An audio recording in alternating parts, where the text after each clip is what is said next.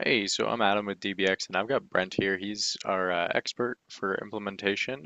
He really likes to go into the automations, and he's going to teach me a little bit about it since I'm not very familiar with it. And I'm going to have you guys along for the ride.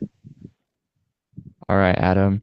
So let's dive into this. So the first thing I want to explain is that this automation is going to be triggered to fire as soon as a lead is entered into the system, whether that comes from your website contact form or whether you're entering in the lead manually.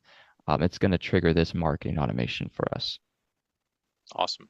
And so the first thing we're going to do is we're going to send an email to the customer, just sort of like a welcome email. It's actually an introduction to the sales rep or the designer, and it's going to come from them. So we'll put that here and we'll just drag and drop this. And now that's attached. Am I able to do like an if statement on when a lead is entered if it's like from a certain source, then it doesn't do that, or Yeah, you can right here, this condition area, there's like a true false. okay. And so, yeah, you can pull one of these over here and you can check, almost any field in DBX. So, Awesome. Oh yeah, I see that very small scroll bar.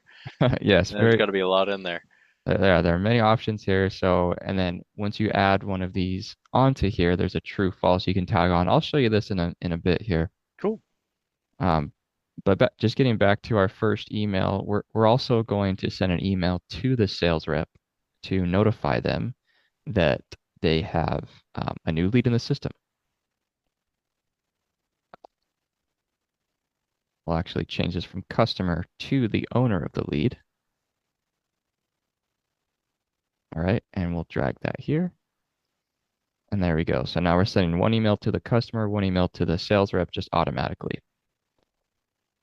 And then as part of our, sales design process, we have a first appointment milestone. It's one of the first things we do with the customers. So we're going to put this timer in here. What this is going to do is we're going to wait 5 days and then we're going to check and see if they've had that first appointment. So I'll drag this here and I'll connect it. So that's going to wait 5 days. And then like we were talking about earlier, here's that true false. We'll pull that over Okay. and we're going to check for a specific milestone of first appointment set. All right, let's put that into place and let's connect that to our timer. And now what we want to do is we want to send an email to the customer if they haven't had their first appointment yet. It usually happens within a couple days, right? That's our process.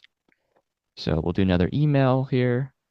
And then we have this email template, first follow-up email that we'll put on here and send to them.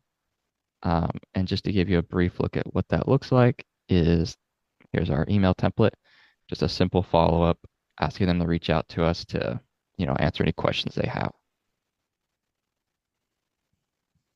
And then we're also going to make a task. Pull this guy in right here. And we're going to make this task for the owner or the sales rep. And we're going to tell them, it's been 5 days with no first appointment.